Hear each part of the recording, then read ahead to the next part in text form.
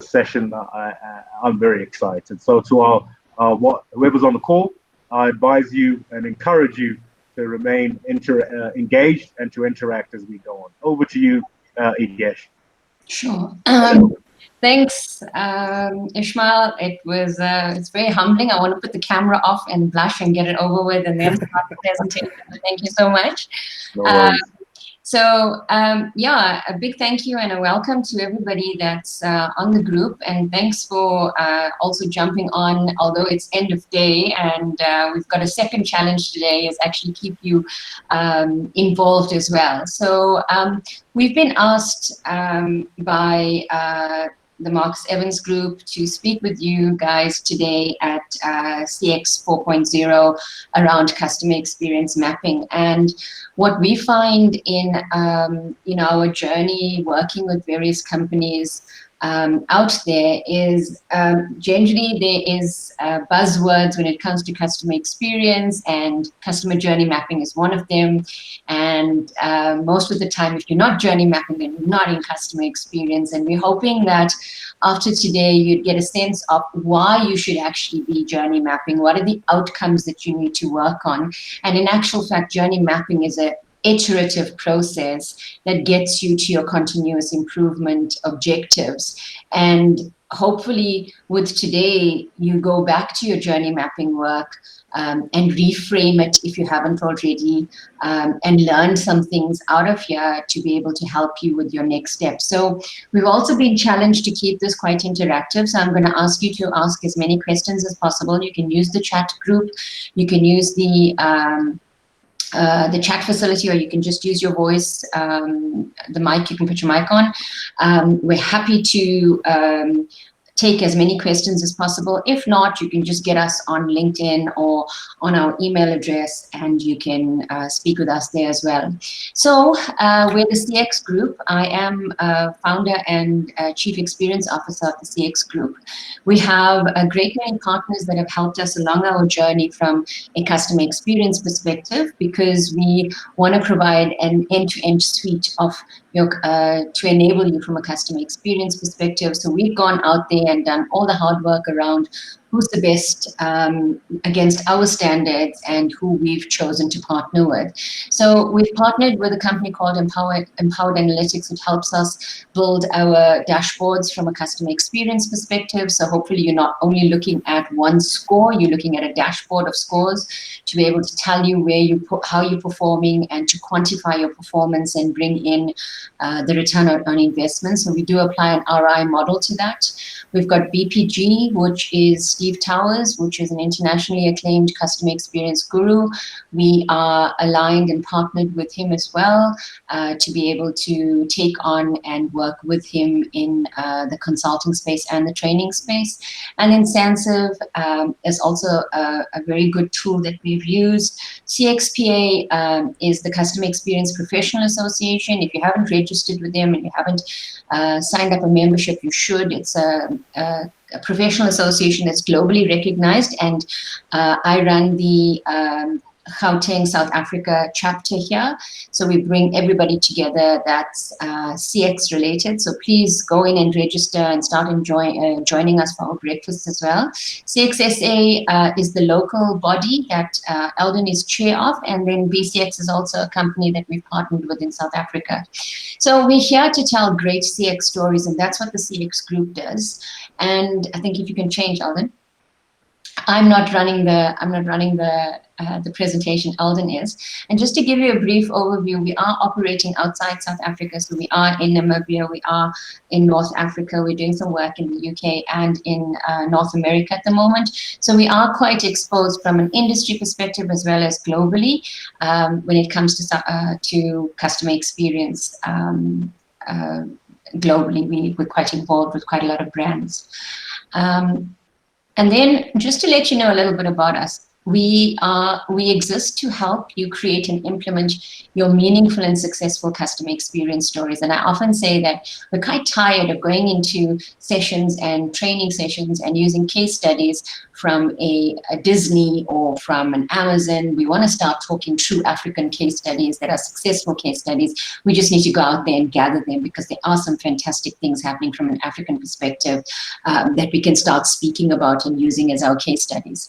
And we will help you achieve your triple crown in your business by improving your customer outcomes, not outputs. Improve your business outcomes, which is your KPIs, your business's vision, mission statements, as well as implement the actual strategies and the work that needs to be done around customer experience, and build the governance around that to make sure that it's living and breathing within your organization.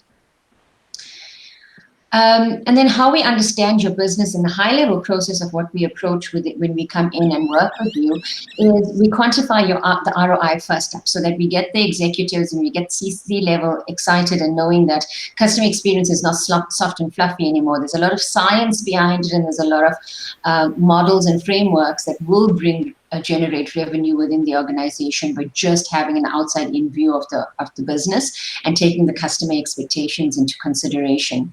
We also firmly go in and understand your as-is experience from a customer experience perspective as well as an employee experience perspective.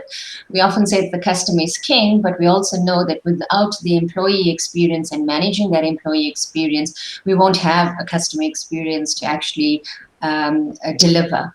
So we then go into a co-creation of the strategy with you and your business partners and your key stakeholders, and then we go into implementation of the governance and we operationalize your customer experience management.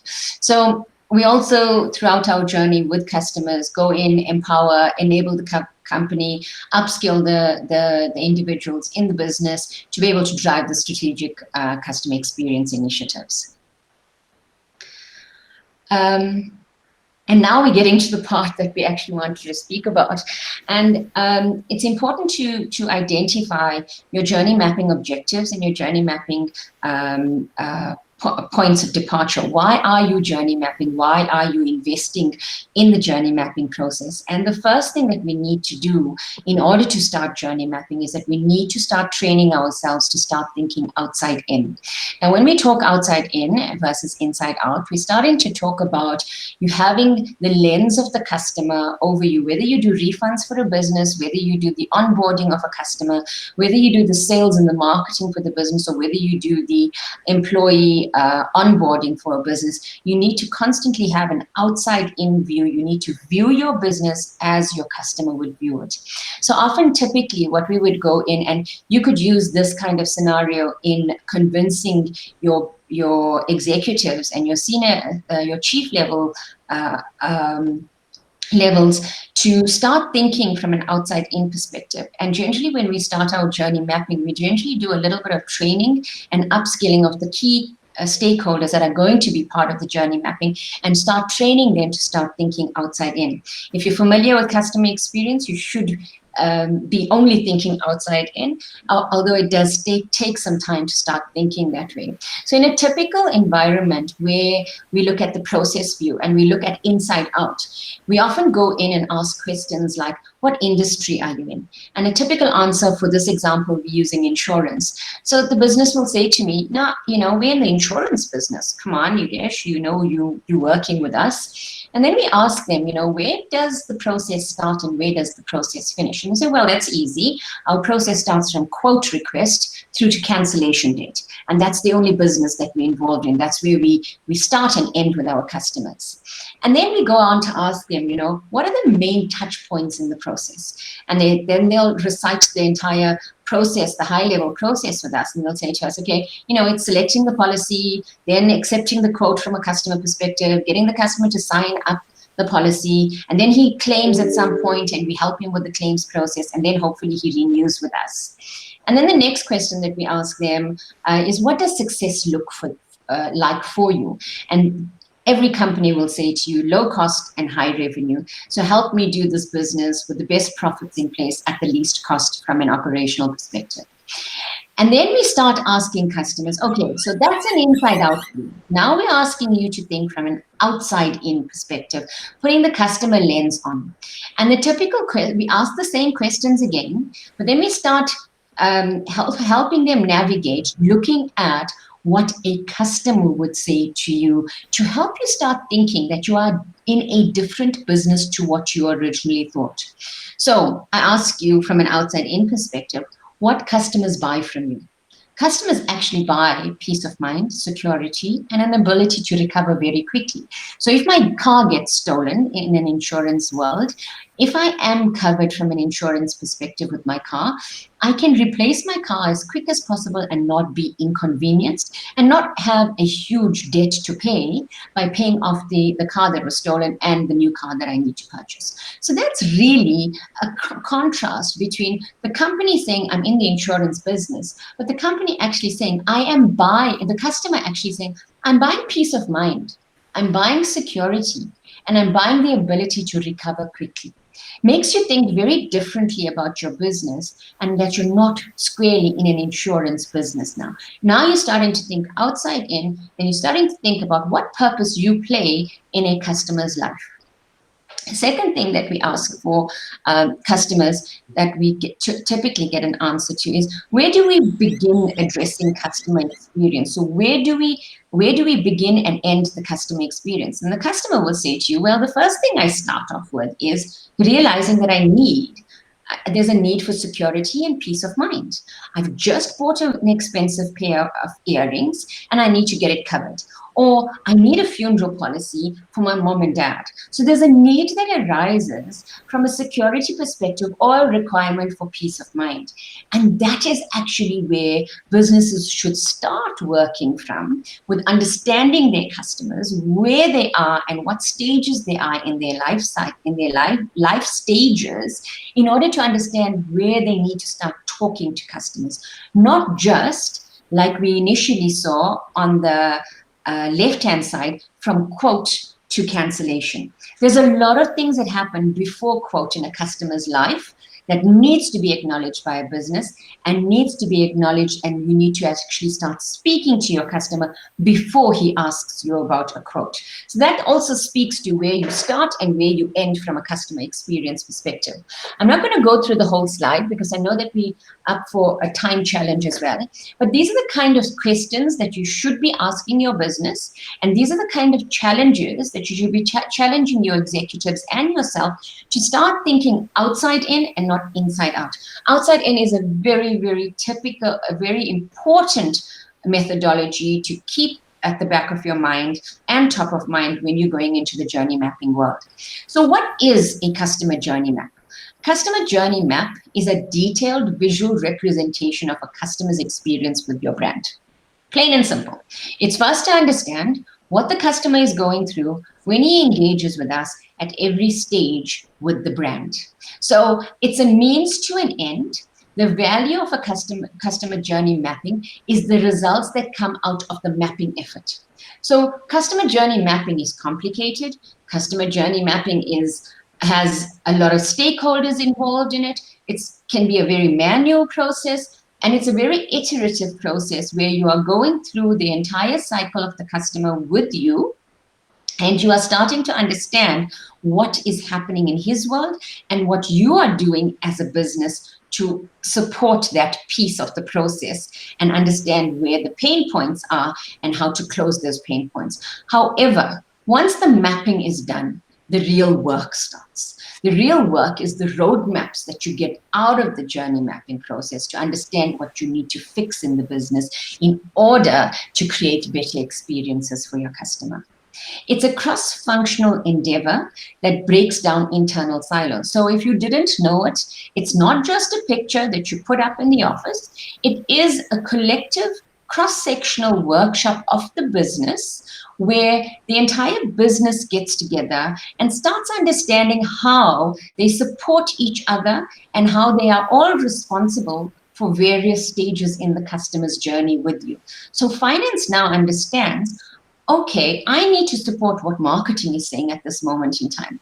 Or the refund process now understands that if I don't refund that process as quick as possible or against the service standards that have been put in, I'm now going to impact the contact center from increased call volumes because I haven't done my work properly.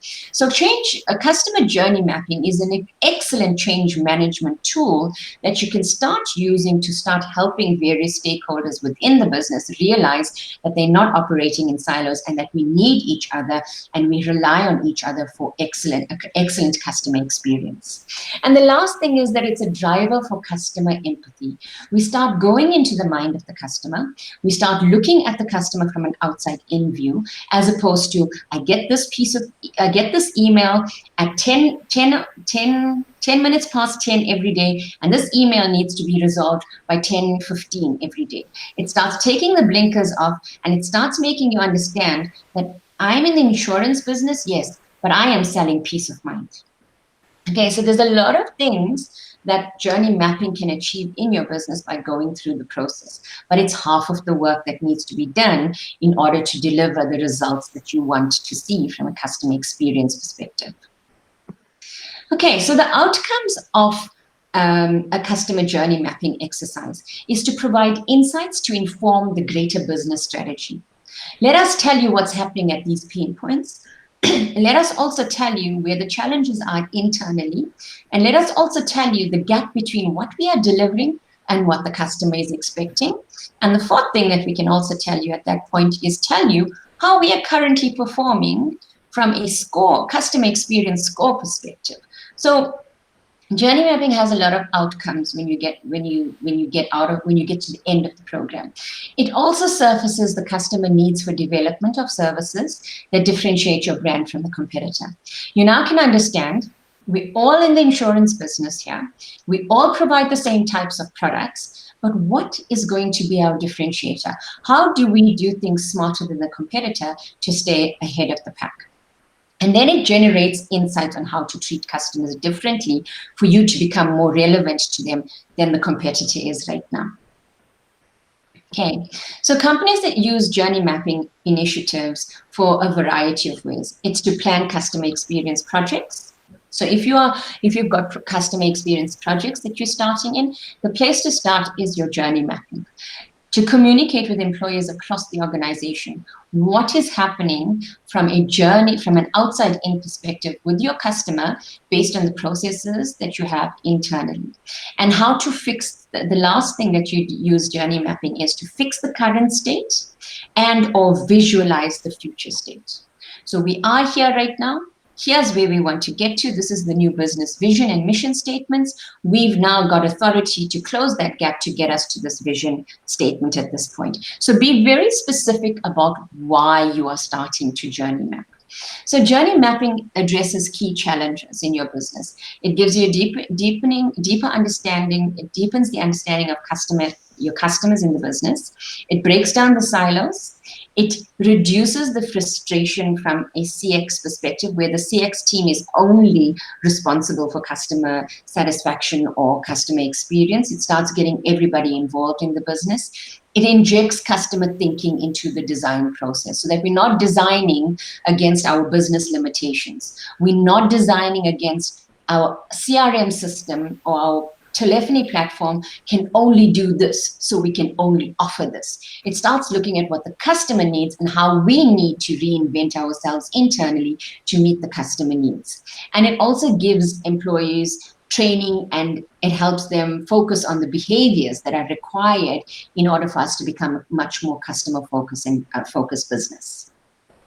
So mindset is key, and that is why we started off with that initial question answer from an outside in, inside out view. It is as much about culture change as it is about delivering value. You've got to understand that you're changing the culture, and you're on a journey to culture change when you start journey mapping. It needs to be embedded into the broader effort. So you can't just have the customer experience team journey mapping for you. You've got to involve the entire business in the journey mapping effort. It's a team effort, and it's an iterative process. So once we start with one process, we're going to go off into the next process, and we're going to follow the same process, but we are going to do it over and over again. And out of those, we're going to identify roadmap initiatives and tasks that people need to go away and start working on in order to close the gap between what customer expects and what we're delivering right now. So how to approach the creation of a journey map? So the first thing is you decide your purpose. And I've given you a lot of options that you can think of. Why are we going into the journey mapping process? The next thing that you need to do is you need to select a persona. So in a business, you've got a huge database. You've got segments potentially in your business. You've got archetypes potentially that you've divided your database into. What you now need to do is attach personas to that database so that people can understand, out of my entire database of 100,000 customers, I have 3 personas in my business. I have a persona that wants that values time and effort and wants nothing else but quick and easy processes. I have a segment and a persona that wants you to spend a lot of time with them, engage with them face to face, and needs a lot of detail from you.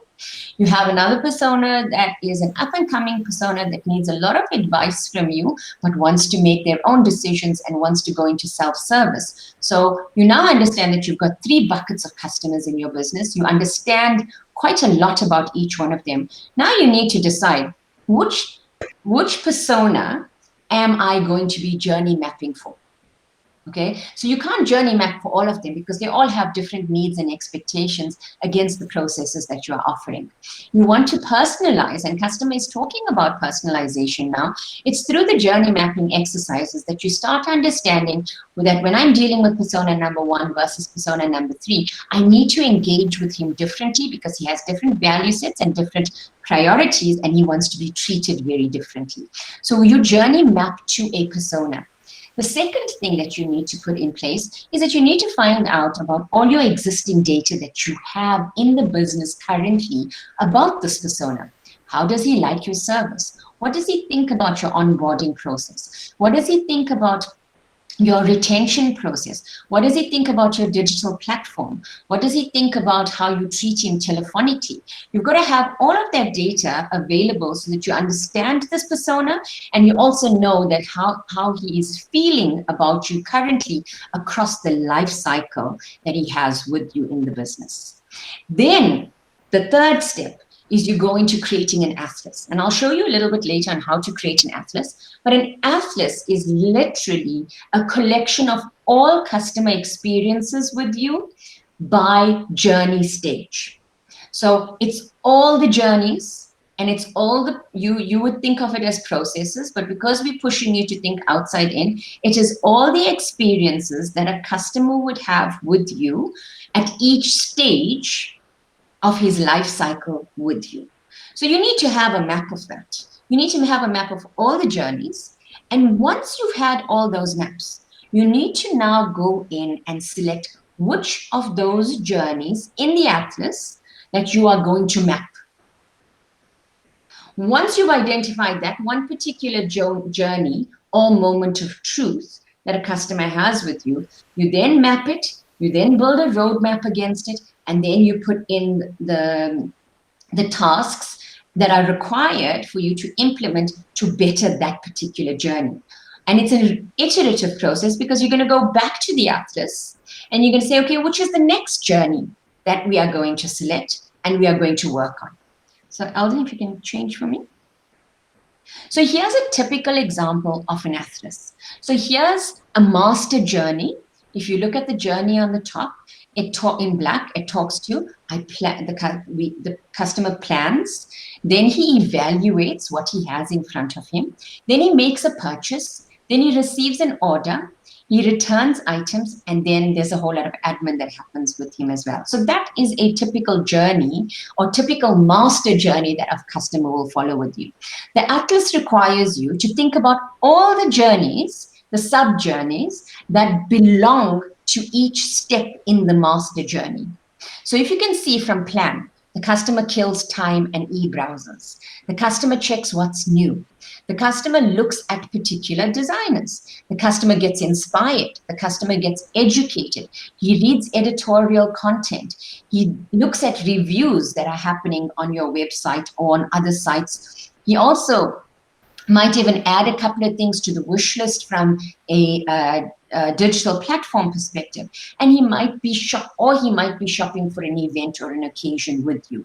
So there's a lot of things that happen in the planning phase of a customer, and you now need to understand in your business against those sub journeys what processes and processes and tasks you have in place in order to support each of those sub journeys. Now, once you have this entire picture of your business, you then start looking at, okay, so where are the pain points in this entire process? Where am I not performing? Where's an opportunity to gain more loyalty from the customer? Where am I at risk of losing a customer? Let's circle those journeys and let's start mapping those journeys with a cross-functional team internally within our organization.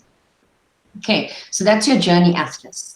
This is an example of a persona that you should have in your business. So you've got your database of 100,000 customers. You're now selecting which persona you are designing for and you are journey mapping for. In this example, we know that we're speaking to Will Tobias. He's a representation of a company that probably speaks to about, say, 50% of your 100,000 customers, and he's the customer that we're going to be journey mapping for. We understand his motivators. We understand what channels he likes to spend time on. We understand his propensity to forgive. We understand his values, and we also know a little bit from a segmentation perspective around him as well. So this is the persona that we're going to be designing for, that we would start doing our journey mapping for. This is just an example. This is something that you should have in your business. If you don't have it, we can also help you design this within the organization. The next thing that I wanted to call out to is that I've shown you an atlas, and the atlas can be quite scary. Eldon, you went one forward or one back? Sorry, one back. Yes, so are we at the right side? Yes. Okay, so what we also try to do from the atlas is start looking at, my customer has a journey with me. He's got discover, he goes into discovery, he goes into explore, he goes into buy, he uses, he asks for more information, he engages with us. At each point of that scenario, this is a different variation of what an atlas can look like. What happens at discover? What happens at explore? What happens at buy? What happens at use? And each one of the steps of those processes. Okay. Now, you might get overwhelmed at this point with the atlas, right? Now, we've got so many journeys. But what we typically see in organizations is that businesses tend to go to the discover and evaluate options. That's where they start to journey map. So 14% of them will journey map, discover and evaluate options. 22% of them will go to the purchasing level, the purchasing section of the journey to start journey mapping all those sub-journeys. 18% will go and focus on onboarding, implementation, and train and educate the customer. And 17% of them will go into where the customer is actually using and engaging with the product. The rest is quite small, but that's where we're seeing most companies are focusing on for various reasons. Some, it's their pain points. Some, it's because they focused on business growth. Some, because they're seeing that there's a lot of operational cost in particular stages of the journey and they want to reduce costs in there. So you can move forward. So consider the considerations for picking the right journey, which is what I spoke to now. One, you start with the pain, something that costs you something. What is costing you at this moment in time? Or a promise, bring you to something. So what is there a promise out there that we've made that I can bring the customer closer to? So select your journeys that you're going to work on first and prioritize those journeys first. The second thing is you can look for journeys that support differentiation or strategic investment. Now, this is important, right? If you want your chief your C-suite to start focusing on you and listening to you. You've got to understand what their KPIs are, what the vision is, what their vision is, how and what they are focusing on in their business. So start looking at what are their priorities. Are those priorities, and where are those priorities in the journey atlas? And start focusing on those things so you can start delivering results for them on what their KPIs are or what the organization's business KPIs are. The next thing that you can do is prioritize journeys to align with the CX vision. If it's dealt with the vision, the business is 100% focused and aligned on the vision, and you're all dedicated to building the organization towards achieving the vision, then go with that. Or you can go in with focus on journeys you can change. You're not going to be able to change everything in the organization. Where you do have control, where you do have buy-in, you start with those journeys, you start publishing the changes and the benefits that you've experienced through this space, and you'd have more of the rest of the business coming and saying to you, okay, can you help me do this in my space as well now, because we've seen so much of success in this particular space. And perhaps you can also focus on where CX metrics data are easily accessible. So if you are measuring satisfaction, and if you're measuring satisfaction across the journey maps, and you can see that you're actually performing very, very low on the discover phase or the engage phase of the life cycle, you can focus on that. So there's a lot of opportunities and there's a lot of direction on picking the right journey. It needs to matter to the business. It needs to matter. It needs to be a pain point to the customer, and it needs to be something that you have control over and something that you can change and you've got influence over as well. Yugesh, I don't know if you mind. We want to jump into the demo soon. Do you mind if I just jump forward a few slides? Just in the interest of time. Yeah, okay, let's just go. So let me just explain this and we'll go into the demo. So this is what you are probably typically exposed to. This is a typical journey map where you would see on the left-hand side, across the screen, starting from the top left-hand side, plan, purchase, travel, extend. So this is a different journey in the travel and tourism perspective, right? We've got two things that we are, a couple of things that we are looking at here. We are looking at the customer's emotional needs at every step of the journey. We're looking at what her current experience is, whether she's happy, sad, or very or neutral. And then we are also looking at any of the voice of the customer, any dashboard or data insights that you have at every stage of the journey. And at this particular journey map, you can see that there are points in the journey where the customer is very happy. There's points in the journey where she's very sad. So the moment that you see an unhappy point, that is where you should start focusing on. Now, just to link into what Eldon's going to do with you now, we typically run these processes. It's a workshop, it's very manual, it's very paper-based, it's very tedious, and you've got to capture after every workshop to make sure that you're aligned and you don't miss anything. What we've done is that we've joined with a customer experience manager, which is a tool that we'll expose you to now that helps you journey map. It helps you keep record of tasks. It helps you project manage the changes after you've completed the journey map. And it takes this view into a much more manageable view that the entire business can focus on, to a point where CEO can sit and look at the journey mapping system and have a look at the progress that the entire business is making across the customer journey with your journey mapping exercises. So I'm going to leave you there. I'm going to hand you over to Eldon, seeing that he rushed me. I hope that you guys are doing well on time. If you have any questions at this point, do you want me to answer some questions before Eldon jumps in, or am I by talking too much? You can move from there, Eldon. Any questions at this point?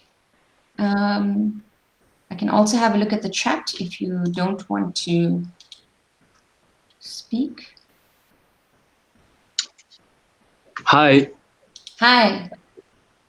Hi. Yeah. Yes, Yoshri. I have a question. I just want to know how now what we've just seen that the mapping from the customer pain point to how customer is feeling. So if we want to see it from, have a picture of how customers feeling, how the journey of customer, and how is our local infrastructure helping or not helping in that journey? How do we do that? It would just be a matter of, so Eldon, if you go 2 slides back, okay, this is a very simple set of headings here. So if you look on the left-hand side, we want to understand the customer's emotions. We want to understand how he feels currently at every stage of the journey. And we also have internal data, right? You could add far more headings on the left-hand side in order to workshop and agree and discuss in your stakeholder workshops in customer journey mapping. So what I would do here is that I would add systems currently being used, and then you can also add innovation opportunities, and then you can also add internal recommendations on fixes to systems, processes, people. You can add as many, and then whilst you're going through the journey mapping exercise, you cover those particular areas.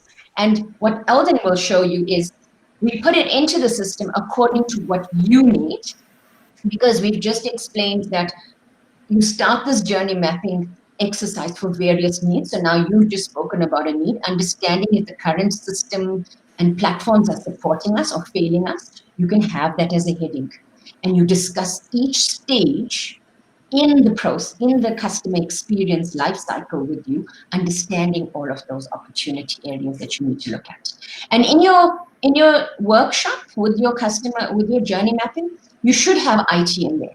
You should have the technical guys in there so that they understand what they're building for. They understand how they are impacting the operational space, and ultimately the customer and the shareholder value of the business. If I may add just 1 or 2 or 3 things to that. Apologies, I cannot see your names and your questions due to the way it displays. So I can't address you by name. I beg your pardon? My name is Jean Rival. Oliver. No, it's a French name, Jean Rival. Oh, Jean, may I call you Jean? Thank you, Jean. Yeah, that's good. Oh, call me Jean, that's fine. So I'd like to take a step back, and then I would like to tell you about, really fresh next practice that we are involved with certain customers about at the moment. So remember in the beginning, we spoke about quantifying the ROI. So before you do the journey map, we come in here with knowing a rand and cents amount, right? The money that equates to what your experience is worth for customers. So we have that. So we've got the financial perspective. We look at this. Now we've got the process perspective. We've got the emotional perspective. The area that we are getting into with our customers that nobody else is, and I'm very proud to say this because it's kind of something new that I did in some of my academic work, is we're looking at customer value and we're looking at capabilities around customer experience. So what is a capability? Firstly, we need to understand the customer's goal. So what is this customer seeking to achieve for this journey stage? What is his ideal outcome? And then when we consider the context of that outcome, we then want to look at what is the combination of people, what is the combination with process, what is the combination with technology. So we look at the outcome, we decide what is the combination of people, process, and technology that is required in the business in order to deliver on that outcome. Now, if we plan it well, and if we set it up well, we can set up capabilities within our business that are flexible, that are extendable, that are reusable. So when we go from journey stage 1 to journey stage 3, or when we go from persona A to persona B, if we've set it up well, we are actually able to reuse the same capability within our business in order to deliver on a different customer's needs and a different customer's outcome. So guess what we do? We standardize, which means we reach efficiency. It also means that we can become predictable about the quality of the experience that we deliver. So we're quite pleased to be starting to talk about capabilities, including the impact to systems and how that supports the journey. Having come through the whole, this is the financial impact, this is the emotional impact and how it works in the customer's world, this is actually how the capabilities deliver on that. So super pleased to, or would be very keen to actually have a further discussion with anyone who's interested in exploring the whole idea around customer capabilities a little bit better. Good. So thank you, Yugesh. I really enjoyed listening to you. And so what we'd like to do now is talk you through the customer Experience Manager tool, which is going to help you capture, collaborate, and visualize not only your journey, but also the, you're going to capture your journeys. You're going to be able to put together a dashboard of how everything is performing. I must just disclaim that Customer Experience Manager is a week away from an upgrade. And so a lot of new different functionality will be released in the upgrade. But the intent really is, collaborate, put your journeys in one place, and everything, all of the fundamentals that Yugesh has shared with us, the system actually drives you in order to capture that. So we've decided, if anyone signs up today for a demo, we would like to offer you free consulting to put together your organization's high-level customer lifecycle map. So if in your browser you go to theexperiencemanager.com, www.theexperiencemanager.com, you click on try it free, we're going to reach out to you and we will offer you free consulting to put together your high-level customer lifecycle map to really kickstart your customer experience journey design for your business. Very quickly, this is what it's going to look like when you click on sign up or give it a try. It's going to ask you to create a login. You've got various options, whether you want to use your email address or sign up using a Google or a Microsoft account. After that, you'll see a message that welcomes you aboard. After that, it'll send you an email. So it just verifies that the email address that you've entered into the system is legitimate. It'll send you an email with a link that you click on in order to complete your registration. Then it will ask you it'll bring you back to the Experience Manager. It'll ask you to enter a little bit more information about who you are. So the typical stuff, a picture if you so wish, your first name, your last name, and a password for you to come back to and log back into the Experience Manager. It also prompts you because this is about collaboration, right? Customer journey mapping is not a thing that only the customer experience team does. The entire business gets involved. So you have the option, which of course you can skip, you can decline, but you have the option to invite your colleagues so that they can collaborate with you. And it's got the option of showing you around, so giving you a visual tour with hotspots that you can click on. It can take you through the solution and just orientate you, give you an overview of how it looks. You of course can say no thank you, and you can skip it. So this is for a brand new user, the landing page, the interface for the Experience Manager. So what we'd like to do is just flip over now to my web browser, where I'll give you an overview of the functionality that's offered. And if there's time, maybe we can get together and actually build a journey together. Right, so my homepage looks slightly different. That is because I have been working in the Experience Manager a little bit. I'm going to take you through one of the journeys that is far more complete. Now, the starting point is, as Yugesh mentioned in her talk, we really want to understand what the customer wants to achieve. And it's key. The Experience Manager is built on that. Your point of departure is who is your customer, in other words, your persona, and what does he want to achieve. And then we go through the high-level customer experience lifecycle stages, and we capture various information related to those various cascading levels in the customer experience journey, how it applies to this customer. So let me give you an example. This is Mr. Gary. He's in the market, for example, for a guitar. He wants to buy a new guitar. So who is he? Well, we spoke a little bit about demographics. We spoke a little bit about, if you want to, psychographics.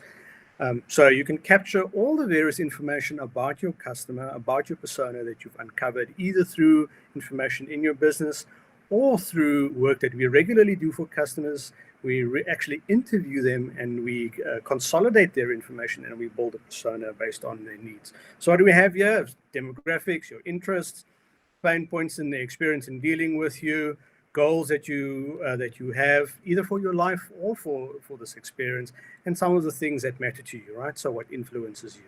That's who persona Gary, the guitar shop guy, is. Then we go through the various phases of your customer experience journey. So I'm going to look at learn, for example, just for the purposes of an example. So a little bit more about this experience. Well, as you can see, there are various touch points that can be captured. So if this customer interacts with you on your website or via an app or via your call center or via whatever channel or touch point in your business that is important to the customer, you can capture an experience against that. So we describe the experience and what happens. We then talk about what is the customer actually doing and what is the customer feeling and what is the customer thinking and what are the specific pain points that exist for the customer in that journey stage or in that life cycle stage and the specific processes that the customer goes through. You can, if you wish, create some sort of physical evidence, so a screenshot or a photograph or some artifact that helps define and describe the journey a little bit better. So this is also completely customizable based on what the customer wants to, the company wants to achieve. So if you want to put in, stakeholders that are involved in supporting the success of this process, you can do that. If you want to put in the systems that are required, if you want to put in recommendations at this point, it's exactly that. It's just an electronic version that you can customize to what you need to achieve. 100%. Thank you, Yugesh. So as you saw that, I clicked on edit and click on cancel. So it'll bring us back to where we were. But you click on edit and you can customize almost in its totality this canvas and the information contained in it. So you can see on the right-hand side here, this is the customer's goal. This is the job to be done. The customer wants to become a part-time rock god. And if you follow jobs to be done theory, it says that we need to understand what the customer wants to achieve in his life and the role that our organization, our products, our services, and our solutions play, and the experience that is contained in that in order to assist the customer to attain his goal. So back to the insurance example, for example, the customer doesn't buy insurance because he loves insurance. He's looking for those outcomes. I'm looking for peace of mind. I'm looking for security. I'm looking for those sort of things. So those are the customer goals ultimately that he's after. And we play a role in our business with our products and our solutions, which, by the way, are simply the vehicle. It's the mechanism to transfer money from the customer's wallet to your business's bank account. So if you don't understand the role, you'll end up doing strategic gifting, which means we deliver products, services, solutions the customer doesn't like, doesn't want, doesn't need, doesn't understand, and most importantly, that the customer is not willing to actually pay money for. Right? So the whole purpose of being in business is to deliver value to customers that they are willing to pay for because it enables progress in their life. So that's the importance of the customer's goal. At the lifecycle stage, you can also define stage goals. You can also start to track some metrics around the completeness and the customer response, for example, to the stages on these various channels and or touch points. Right, so I don't know how you feel, ladies and gents. I mean, we're not going to go into innovation because really the thinking is you capture the as-is journey and then you start using innovation to ask your business and your colleagues some questions around how are we actually going to improve this. So that's where you start to reduce the number of processes, the number of transactions, the number of the experience to get closer and closer to actually meeting your customer and persona needs, as well as deliver the kind of experience that you want. So I think as a start, let's work together to create a new experience. Who would like to join us? Has everyone registered an account on the experience journey? Would you like to do so? Maybe what we should do is just give it a minute and allow those who want to join us on the interactive demo to create an account and log into the experience manager. So shall we give it a minute? Do you mind, Ishmael? Just to watch for us. In the meantime, what are you thinking so far? Are there any questions or additional questions that we can address while everyone creates a login?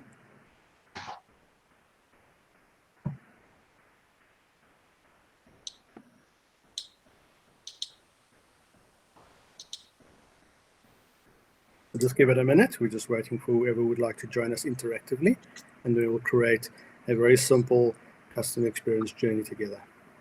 Yeah, just hang on because I think there was some connection issues, so everybody just got disconnected. So I think they are connecting back. So just give us a while.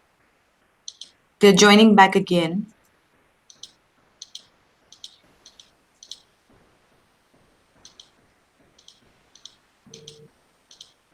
Sorry for the glitch. Yeah, quite sorry that this has happened to us. I hope. I thought it was Eldon, Noreen. Sorry? I thought it was just Eldon. Sorry, Al. Sorry. No, it's Women's Day today, so we can. You're allowed to. We So are I'm not pardoned. sure.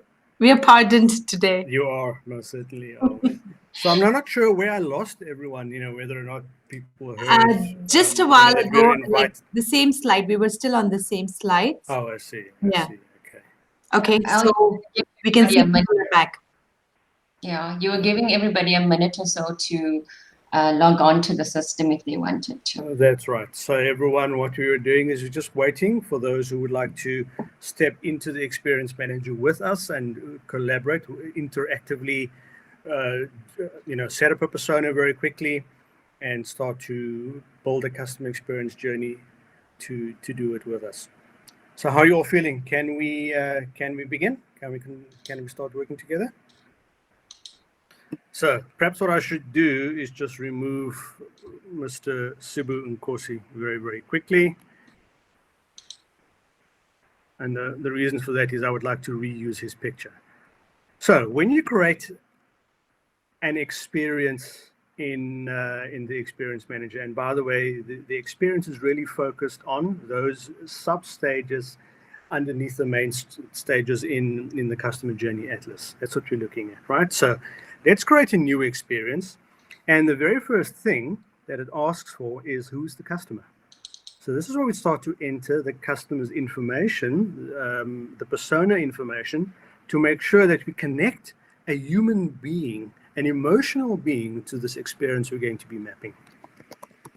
So let's go again with the same name. I hope I've got it correct, Sibu Nkosi, but that's a very South African name. You can obviously choose a name that meets your criteria. So you're able to search for, whoops, I shouldn't have done this. I say professional. It's Women's Day. Yes. Right, so let's say that is what we know, a picture that very well represents what this persona looks like. So we'll choose that as a picture, and that is Mr. Sibu Nkosi. Right, so that will now start to set Sibu Nkosi up. It exists only in your workspace. So in other words, only the creator of this experience, the creator of this persona, is able to see it. It's quite easy to share it and collaborate with your colleagues. All you do is you click, drag, and bring it to the shared workspace. So when you've brought a persona down to a shared workspace, it means you're able to invite your colleagues to collaborate with you. Very simple way to do that. You click on, I don't know what you call that icon there with a bunch of people, and it'll show up this Manage Team window, and you're able to invite anyone who's already in the system. So if I just type a random letter, let's see. This is our internal instance. That's why nothing else would show. If I go to another workspace, there are different workspaces in the tool, then names would show up.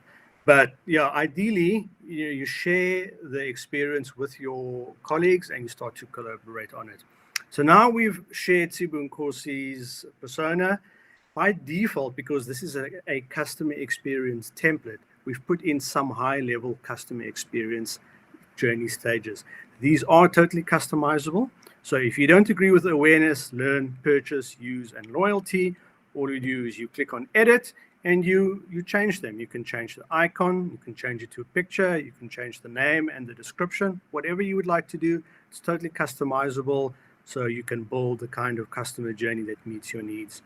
We spoke earlier about the persona and the persona demographics, so you can capture whatever is relevant to Mr. Sibu Nkosi here. What are his demographics like? What are his interests like? What are his motivations? What are his pain points? This is information that you would have gleaned from multiple sources, primarily the data that exists about your customers internally, your internal knowledge and the institutional knowledge that your organization and your colleagues have about your customers, and also actually speaking to your customers and getting them to share this kind of information with you. So we capture the demographics, and that makes up Mr. Sibunkosi. We understand what his needs, goals, and motivations are. We can't capture his customer experience goal. So, what is it that he wants to get out of the interaction with you? Or better phrased, what is it that he is trying to accomplish in his life? So if he wants to become a rock god, excuse me, I clicked on the wrong place there. I was supposed to click on edit. So if he wants to become a rock god, what we do there is we capture the goal of the experience, and we capture the fact that he would like to become a rock god, and then we can start to map how does his demographics and how does his customer experience journey contribute to him becoming a rock god.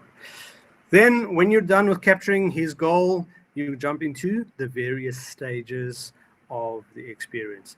And this is where you can start to capture either please, journeys. hello, can I ask a question, please? Please feel free. I apologize, I can't see your name, but please feel free.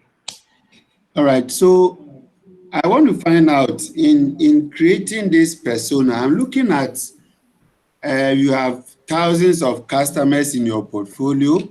Are you going to do it one by one for each customer, trying to answer all these questions for that particular customer before you get a persona for one customer? Or it's just, for instance, in the relationship team, you are looking at segments of customers and having an idea about their aspirations, about their pain points, about their goals. I just want that distinction, that explanation. Right. I love the question. Thank you very much. In the work that we've done, when we speak to customers, we speak to, we prefer qualitative research. We don't want to speak to a representative sample of your customers necessarily for persona work. We speak to between 30 and 100 customers, and we analyze that and we let the behaviors determine what your personas are made up of. And typically we end up with between 3 and 6 personas per business. So the next step is, yes, you actually capture an experience journey for each persona. So let's just think about the average family. I would imagine, let's say a family has some grandparents, family has some, parents, and it has some children. They all will have different needs. They all will have different expectations. So if you want to be customer-centric, the right thing to do is to actually treat each customer according to his needs.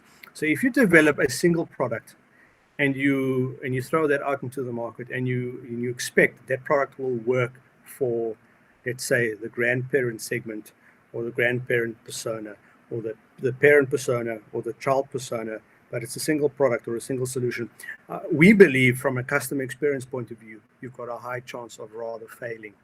But if you are relevant to the needs and expectations of each various persona, we believe that you've got a higher chance of actually being successful. We have some challenges, and I'm going to invite Yugesh to actually join me in further explanation. But we have some challenges in looking at segments. Very often, organizations believe that they need to work with segmented data. We have a different view. We believe that you actually need to engage with your customers and put together personas and design your experience around your personas. You want to share a little bit on that, Yugesh?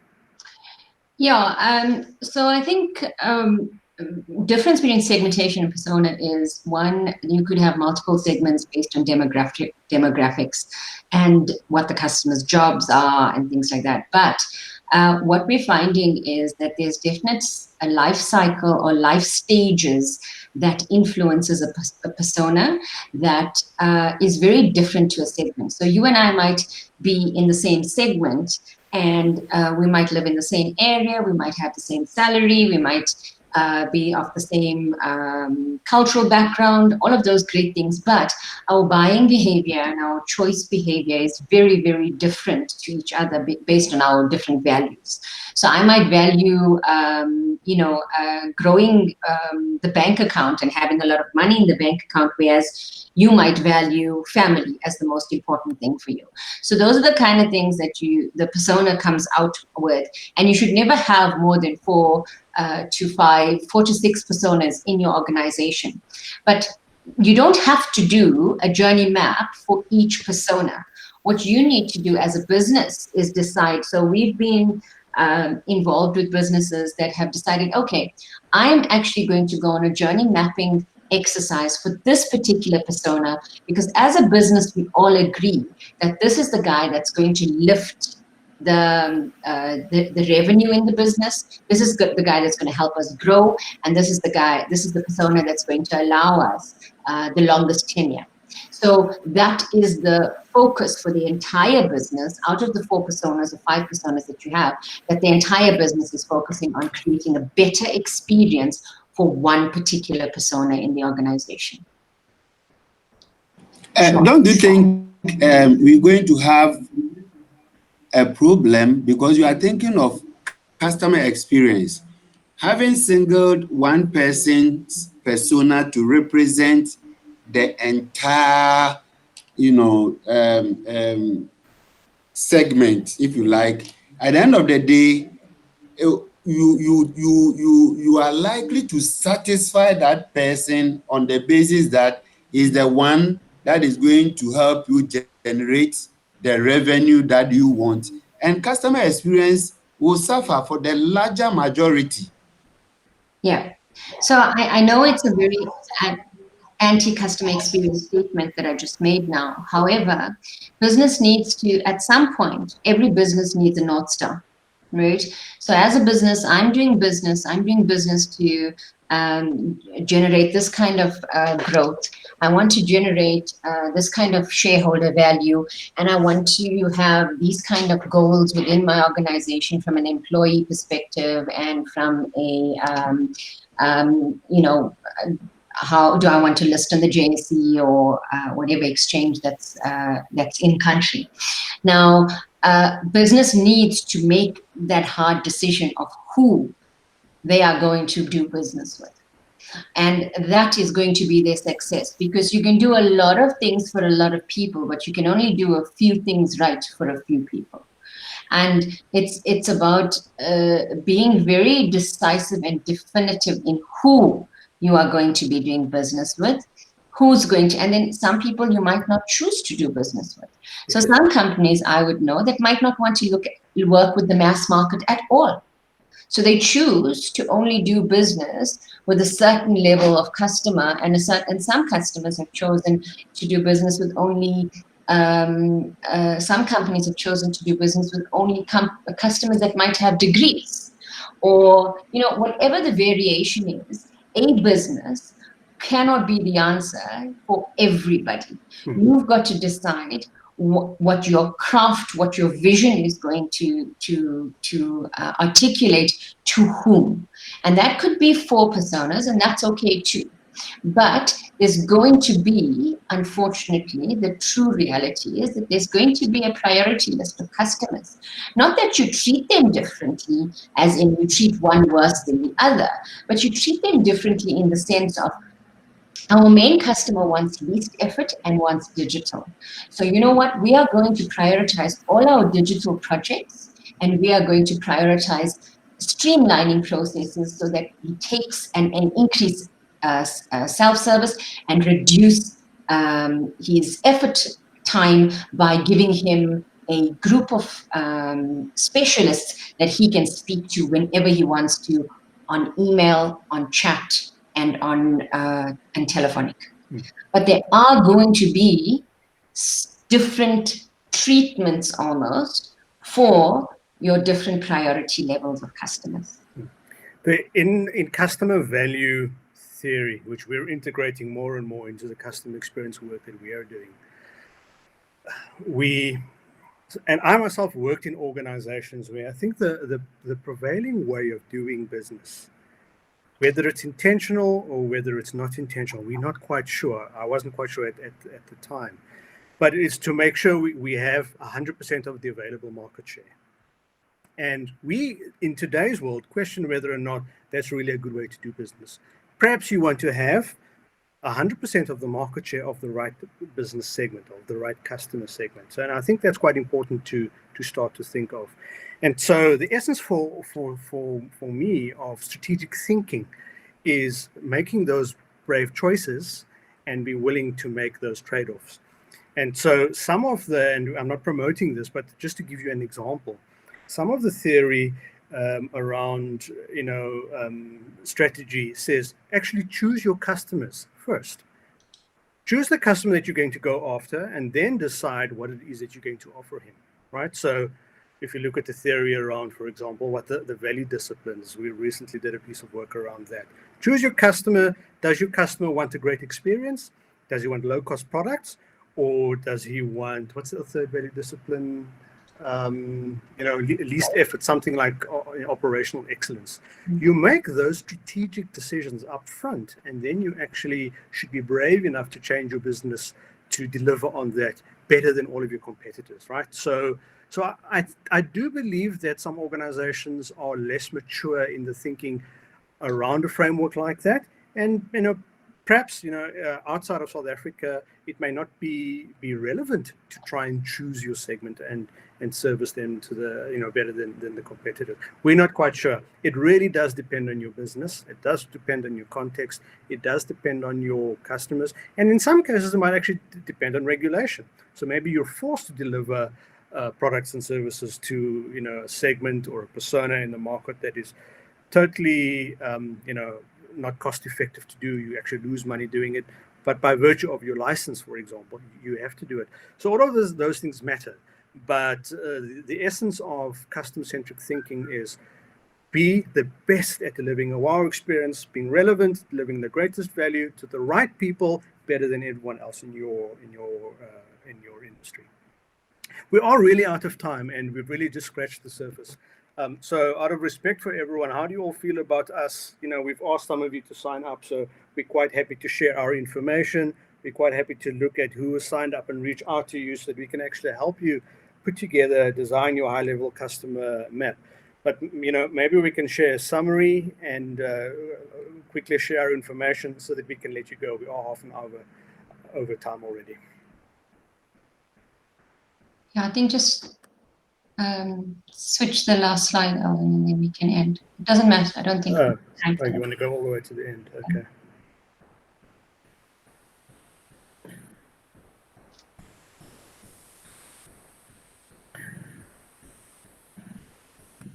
So at the CX Group, we just wanted to end with this final thought. We believe that business is actually the most effective mechanism to solve social problems. But what's different is that we help you to think about it and get it right, solving those social problems right with a business model that's very strategic and very relevant to your business.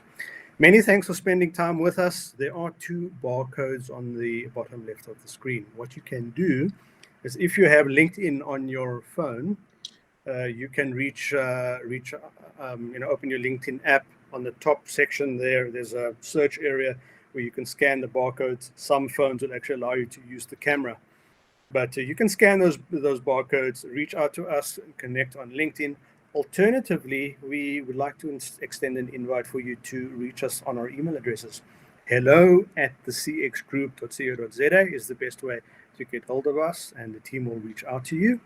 Many, many, many, many thanks. We hope it's been insightful for you. We hope that, I really like to rattle thinking a little bit. That's a little bit harsh. Maybe I like to bring a new view, an alternative view. And so we really hope we've succeeded in doing that with you today. Once again, if the event chair is pleased to do so, we're happy to take any further questions or share information that is needed. Over to you, Ishmael. Okay, Ishmael has to drop off. Let me just quickly ask from the delegates if they have any comments, any questions, or anything they would like us to further explain, etc. So this is the opportunity. We have both the facilitators available. We can ask them now.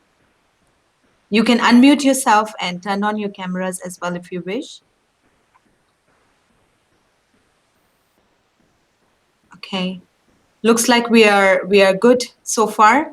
So all this recording will be available. The recording will be available for them to. Yeah, sorry, please. Oh yes. Let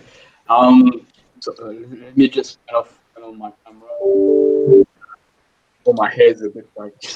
Anyway, I just want to thank everyone for the session today. It was a very good session. Starting at to Yugesh. This was very insightful. And I'm seeing education action, thing like that. And I'm seeing like the this platform of when you can keep in your videos is very practical, and it's a very good tool to have for CX team, and even a very good interactive way of engaging with our peers, and make them understand visually what is the impact of what is customer looking for. And so I really like the session today. Looking forward. Thank you, guys. Thank you. I'm not sure if there's a question because the audio was a little bit hard to hear from my side. Hello. Mine is about the concern that I raised earlier. So initially, for our team, we divided ourselves into two. One group were supposed to be with the digital and the other group here. So now I found myself here, but I'm supposed to be on the other thing. When I check on the stream, this is the only place I saw. So at which point in time during the day would I have to sign on to the other side, and how do I do it? Noreen. Yes. Noreen, So maybe you what would we take need to that. do is after the lunch sessions, so you have to choose the stream. So you go under the streams tab. You have to be there on the umbrella page. So just go under the streams tab. Both the streams will be available. So whichever you would like to choose, let's suppose you would like to choose the digitalization stream. You can click on that, and then the sessions in that stream will be available for you. So you will become an attendee, a part of that particular stream. And then if you need to jump back in the stream one, you can come out of that particular stream and choose that first stream. So you can actually go in between both streams and switch between the sessions as well. So you just need to understand how you use the stream step. That is. Oh, okay, that is fine. The only thing is that at the point in time, I saw only one. So I was like, there was no option for me. Okay, so what happens is sometimes because the session is going on since morning, so the screen freezes. So just have to refresh the screen, and after that, you will see whatever you would like to see. So everything is available, but from the delegate side, sometimes the screen freezes. So just have to refresh, and then you would be able to choose between your respective streams. Thank you very much. No problem. See you there tomorrow then. All right, cheers. Do we have any other questions or any comments? Okay, looks like we are done for the day. And Thank you. Thank you so much, Yugesh. Thanks, Eldon. It was a wonderful presentation and the journey mapping, explanation that you guys have put together. If it's possible, if you can share with us the slides, so what we can do, we can upload this with the recording so they can, go back and see if they would like to. Perfect. Yeah, we're happy to do so. Thank you so much. Have a good day ahead. Bye. Thank you, everybody. Thank Have you. a good Bye-bye. day. Thanks, everybody. Everyone. Bye-bye. Bye-bye.